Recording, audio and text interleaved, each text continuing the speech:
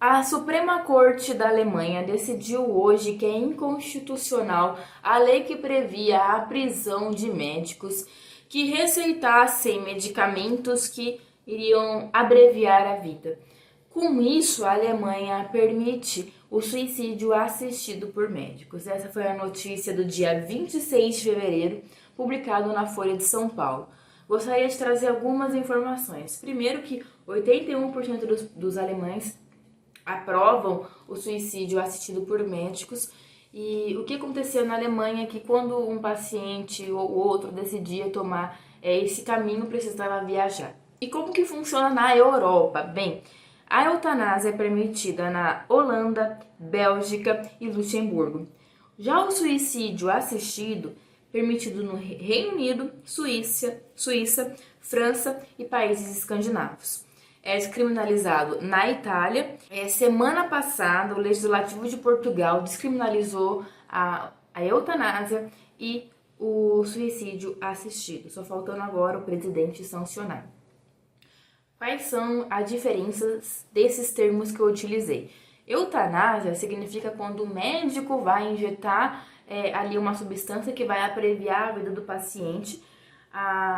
O suicídio assistido é quando o médico vai prescrever e aí o paciente vai tomar. E tem a ortotanásia, que é quando você não toma medidas para prolongar a vida do paciente.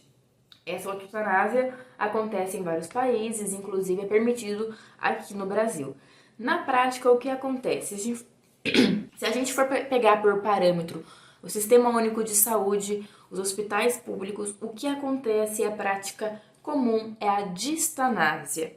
Então, enquanto os países europeus estão numa discussão sobre eutanásia, sobre suicídio assistido, e vários países estão liberando isso, descriminalizando e etc., o Brasil, o que a gente tem aqui? A distanásia.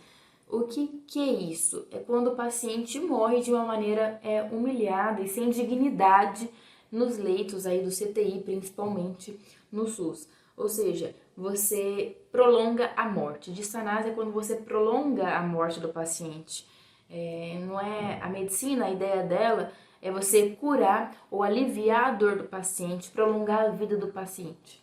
Muitas vezes não é isso que acontece. Inúmeros procedimentos são feitos, né? Pela família, a família deseja isso também, que o paciente continue a qualquer custo, independentemente da vontade dele. Os médicos também fazem vários procedimentos invasivos que não vai necessariamente, aliás, que não vai melhorar, não vai curar esse paciente e a única coisa que vai fazer é possibilitar que o corpo dele sobreviva, né, que consiga uma condição ali, mas sobreviva de que maneira? Que tipo de vida é essa, né? Você não está prolongando a vida novamente. Ele está num processo de morte, o paciente já.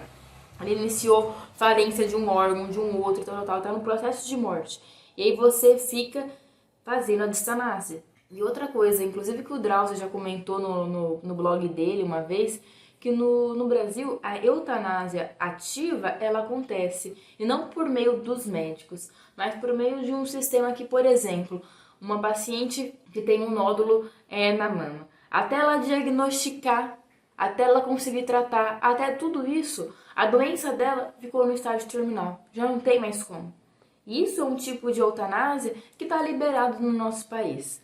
Então a gente precisa discutir como é que a gente está lidando com essa questão da distanásia, da eutanásia, etc. Agora eu vou trazer um artigo dele do ano passado, do Drauzio, que ele coloca assim, que faltam as leis, mas não os meios necessários para lhe proporcionar um final digno que todos desejamos para nós. No final desse artigo ele ainda coloca assim, né?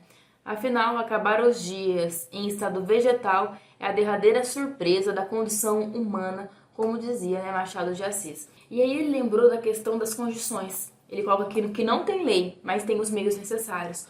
Por que ele coloca que tem os meios necessários? Por uma questão de gestão pública. Pessoal, um leito no CTI é um carro. Só o leito do CTI é um carro que você deixa ali. Sem falar os médicos, os enfermeiros, os procedimentos, equipamentos.